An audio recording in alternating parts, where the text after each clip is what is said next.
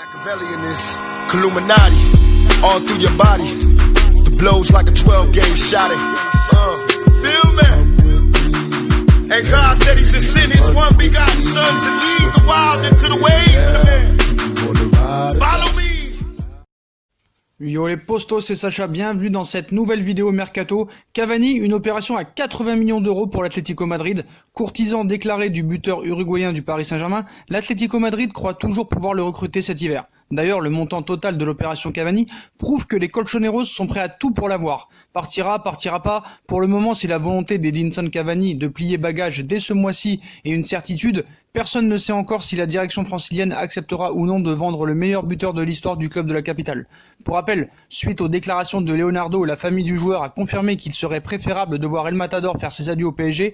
Une sortie médiatique pas surprenante puisqu'elle fait le jeu de l'Atlético Madrid, principal courtisan de Cavani. Les colchoneros sont d'ailleurs prêts à payer une indemnité de transfert cet hiver pour l'avoir immédiatement, plutôt que de patienter tranquillement jusqu'à la fin du contrat du joueur en juin prochain. Hier, une nouvelle offre de 15 millions plus 3 de bonus a été évoquée en ce sens, un pressing constant qui a également débouché sur une nouvelle sortie médiatique.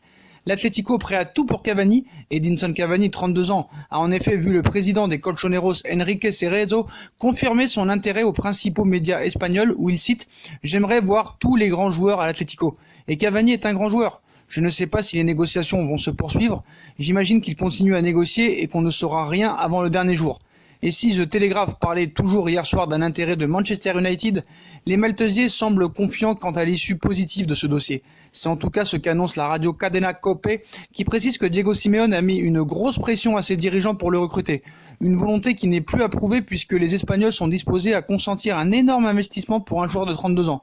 Le média ajoute même que l'ensemble de l'opération Cavani, transfert plus salaire, coûterait pas moins de 80 millions d'euros à l'Atlético Madrid, impôts compris, pour 2 ans et demi de contrat. Il n'y a pas de doute, Cavani est bien désireux à Madrid. Maintenant la question, qui pour le remplacer ? Dans cette fin de mercato, ça va bouger du côté du Paris Saint-Germain, pas au poste où on s'attendait, mais au Paris Saint-Germain, ça bouge de plus en plus. Bien sûr, le cas Cavani a fait parler, notamment depuis que la famille du joueur a publiquement demandé à son club de le laisser partir. Plusieurs clubs anglais donc font partie de la liste des courtisans, comme United, Tottenham, Chelsea, mais le favori reste l'Atlético Madrid. Comme on vous l'a dit, une offre de 15 millions plus 3 de bonus a été refusée. El Matador, à quelques jours à la fin du mercato, voilà qui devrait faire réfléchir Leonardo et les dirigeants sur une nouvelle offre. L'Atlético devrait proposer minimum 20 millions d'euros pour avoir Cavani. Pour le remplacer, plusieurs pistes sont évoquées. D'abord, Kevin Gamero, qui a été placé sur le marché par son club. Le Valence FC, l'attaquant français, pourrait ainsi faire son retour dans la capitale. Et puis, selon quelques informations, plusieurs autres joueurs ont été sondés par le Paris Saint-Germain. Et 2 d'entre eux figurent en haut de la liste. D'abord, Islam Slimani, qui a annoncé sur le départ de Monaco. Paris a noué un premier contact avec les représentants du joueur, qui est aussi courtisé par Tottenham et Aston Villa. Et puis, autre joueur en difficulté dans son club, qui plaît beaucoup à Leonardo, Luka Jovic. Le directeur sportif parisien a approché l'agent de l'attaquant serbe du Real Madrid pour un possible prêt jusqu'à la fin de la saison. Comme on vous l'a dit il y a quelques semaines et toujours dans le sens des arrivées, Ivan Rakitic serait sur les tablettes du bord parisien, lui qui est également suivi de près par la Juventus. Reste maintenant à savoir et à connaître la position de son coach Quique Setien, qui avait titularisé le Croate pour sa grande première avec le FC Barcelone il y a quelques jours. Côté départ, pas de nouvelles concernant la prolongation de Thomas Meunier, libre de tout contrat en juin prochain, il pourrait donc partir pour 0 €. D'ailleurs, un tel profil attire et plusieurs grands clubs européens seraient intéressés, la Juve, l'Inter, United ou encore le Bayern de Munich sont dans la course. Pour Layvin Kurzawa, Arsenal est prévenu, les Gunners qui semblent prêts à le faire venir dès cet hiver devront sortir le carnet tchèque. Le Paris Saint-Germain demanderait entre 5 et 10 millions d'euros en échange du latéral gauche. Enfin, Julian Draxler, qui a un temps été annoncé en partance, ne compterait pas plier bagage. L'international allemand, dont le contrat se termine à l'été 2021, songerait plutôt à une prolongation de contrat avec le Paris Saint-Germain. Quoi qu'il en soit, beaucoup de dossiers. Toujours du côté des arrivées, Lucas Paqueta a déclaré qu'il ne voulait plus jouer au Milan AC, qu'il ne voulait pas être dans le groupe pour le prochain match du Milan AC, et Leonardo là a un gros coup à jouer pour l'un de ses chouchous. Après avoir quitté le Milan AC et attiré Lucas Paqueta au Milan AC en janvier, Leonardo voudrait désormais le retrouver au PSG et la porte s'ouvrirait pour le milieu de terrain brésilien. Pour renforcer le PSG, Leonardo pense à des joueurs qu'il connaît très bien. Pour cela, il se tourne vers l'Italie et le Milan AC, son ancien club. Ces dernières semaines, il a ainsi été question d'un gros intérêt pour Lucas Paqueta, comme vous le savez, qui pourrait alors venir résoudre la recherche d'un milieu de terrain, mais c'est pas un numéro 6. Bref, en janvier 2018, Leonardo avait fait venir le Brésilien au Milan AC. Le retrouvera-t-il cet hiver au PSG? Cela serait en train de se débloquer. Un départ imminent pour le Paris Saint-Germain ce jeudi. TMW annonce une grande avancée concernant l'arrivée de Lucas Paqueta et l'avenir. En effet, le départ du joueur du Milan AC pourrait bien être plus proche que jamais. Pour préparer son avenir, Paqueta aurait ainsi demandé à son entraîneur de ne pas être appelé pour le prochain match face à Brescia. Le départ pourrait donc être plus proche que jamais pour Lucas Paqueta au Paris Saint-Germain. Leonardo devra quand même négocier le prix. Le Milan AC demande 35 millions d'euros pour libérer son international brésilien et le Paris Saint-Germain sera prêt à mettre cette somme-là. Question à suivre. Du côté des départs cette fois, et si Kylian Mbappé snobait le Real Madrid lors d'un prochain transfert dans quelques années? Alors que Kylian Mbappé semble promis au Real Madrid, l'attaquant du PSG pourrait finalement voir son avenir s'écrire à Liverpool. Pour beaucoup, la question n'est pas de savoir si Kylian Mbappé rejoindra le Real Madrid, mais plutôt quand il le fera. Les chemins des merengues et de l'attaquant du PSG sont donc appelés à se croiser, mais la question est de savoir quand, alors que Florentino Pérez envisagerait de lancer son offensive durant le prochain mercato estival ou en 2021, le PSG n'entend pas lâcher son joyau comme cela. Toutefois, la concurrence est également rude dans ce dossier Mbappé. Mbappé voudrait aussi jouer un jour en Première Ligue. En effet, outre le Real Madrid, le PSG devrait également se méfier de Liverpool. Journaliste pour ESPN, Julian Lawrence a expliqué que les Reds pourraient avoir une carte à jouer avec Kylian Mbappé. Il cite: « C'est très simple. Si Liverpool peut payer 300 millions d'euros ou même 350 millions d'euros avec des bonus et donner le salaire que veut Mbappé, il réfléchira à cette offre tous les jours. Car oui, le Real Madrid est son rêve, mais il n'a que 21 ans et il a encore beaucoup de temps pour y aller. Le fait est qu'il voudrait aussi jouer en Première Ligue un jour et Liverpool est très attractif pour n'importe quel joueur.